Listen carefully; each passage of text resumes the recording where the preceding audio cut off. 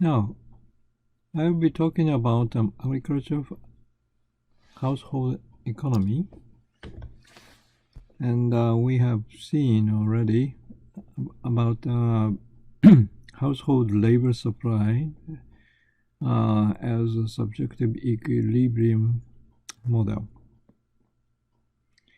Now,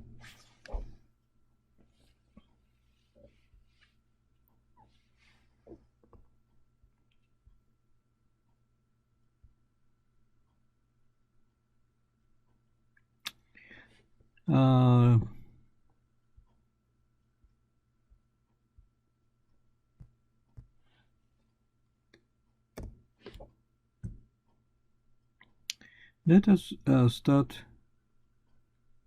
with no transaction cost. We will see the model with transaction cost, but while we want to see the subjective equilibrium model for the farm household. And in the subjective equilibrium model, we assume that you allocate your time for your own sake and for your own decision. And as a first step, leisure or not work, or work for wage or product. And imagine your own production activity is based on input, demand, and then supply.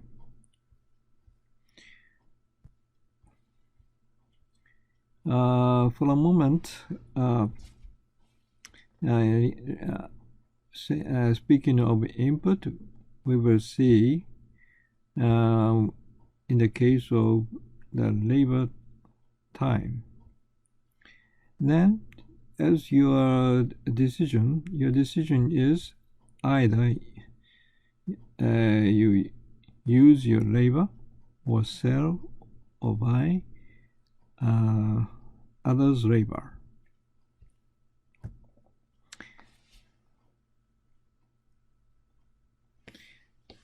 Now, we will see the demand for input.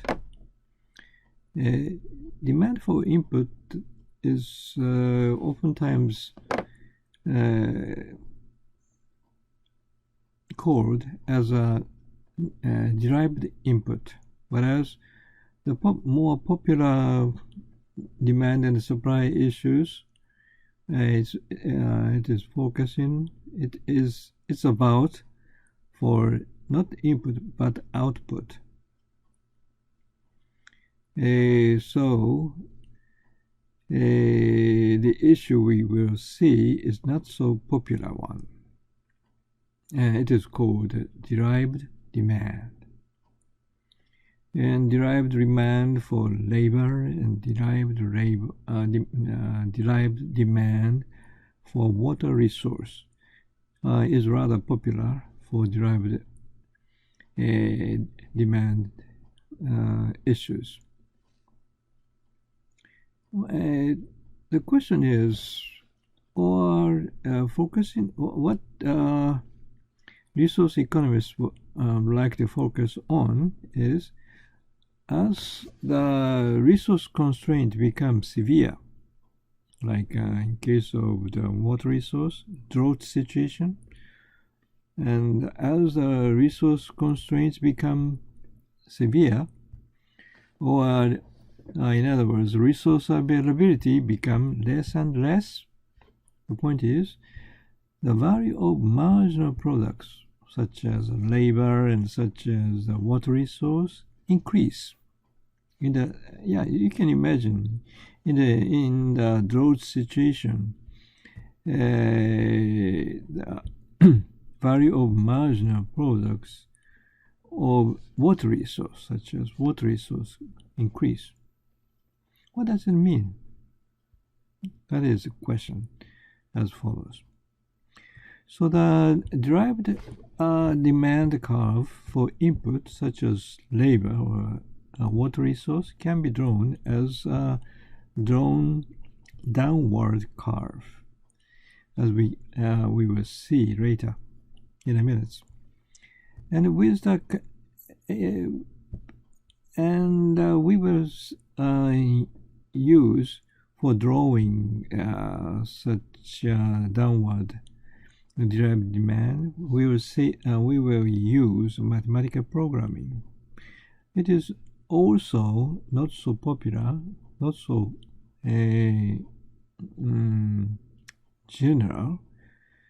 It is quite, but it is quite oftentimes used for resource economists, and it would take one more. It would take one session, but this is the results with the calibrated production model, calibration model for production. We can give the severe resource constraint. Then this downward curve is derived. So this issue is one of the typical course for the resource economists at the master course thesis issues, master course level courses. So please don't take so much, but this is the results. Now, just as a technical stuff, so how derived demand is derived? Not the demand for products or output, but the demand as input, in here labor, and it is called as a derived demand in current case for labor. Here, as the labor gets more scarce, or the labor resource availability less and less, or the resource constraint gets severe and severe, then the resource constraint gives severe, then the marginal value gets bigger. So as a result, a downward curve will be drew. So let's start this brief sketch. It is called positive mathematical programming for calibration. And suppose there are 4 crops planted, and as the resource constraints, there are 2, such as firstly farm size by land use 100 hectare, and secondly family labor availability, and such as hours per year,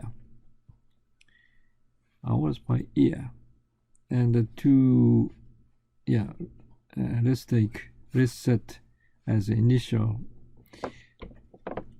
resource constraints 2000, say 2000, and as a third component, crop price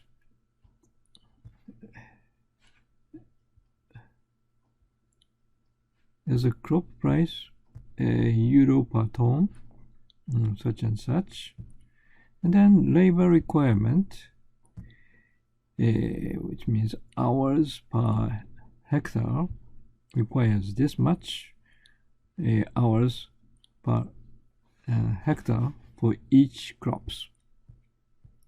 Then what about the yield? This is the yield level, which means tons per hectare. And as the last assumption, such as production cost, euro per hectare, this much. So with this information, we can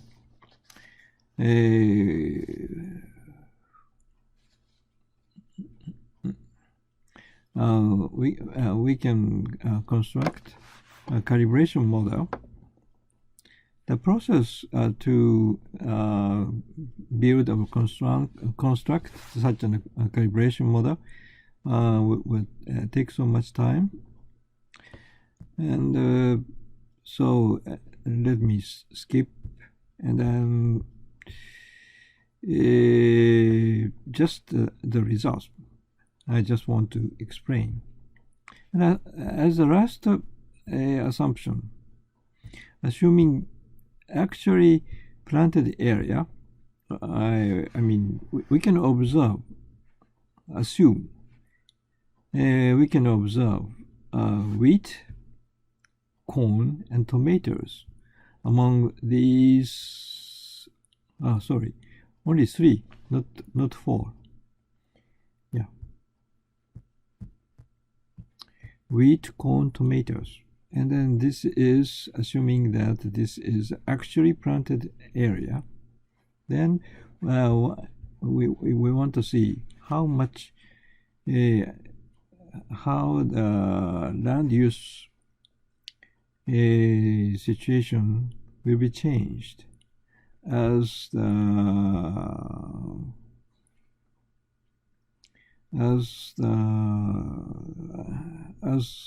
the family labor availability getting less and less. This is the results.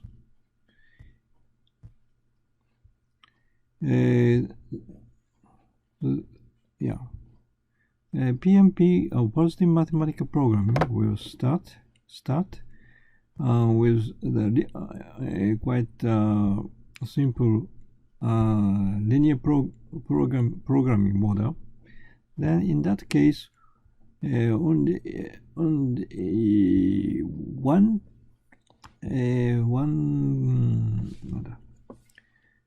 crop among 3 crops is selected to maximize the total income with these 3 optional crop. Whereas what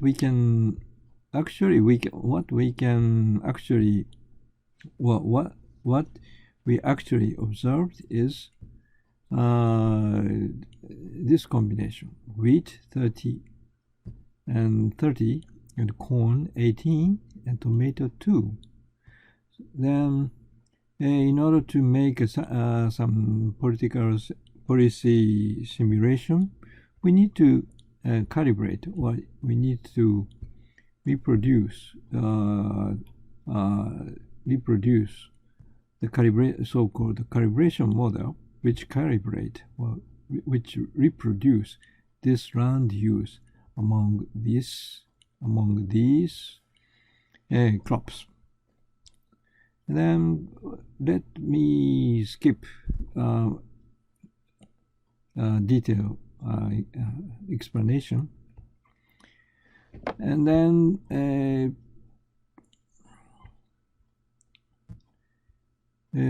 assuming that we already have such an calibration model, and it gives the policy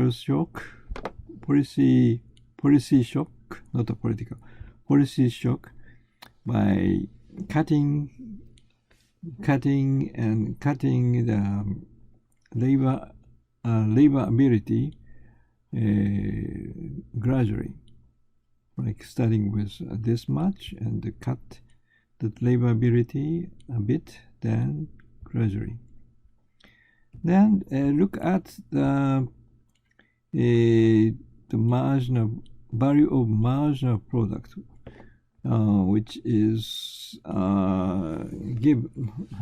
which we can get as the policy simulation is this much. Then with the using the labor ability and the labor ability availability and value of marginal products for labor, we can see as like this tables, and drawing the relation between labor availability and the value of marginal products, then we can get this type of downward derived demand.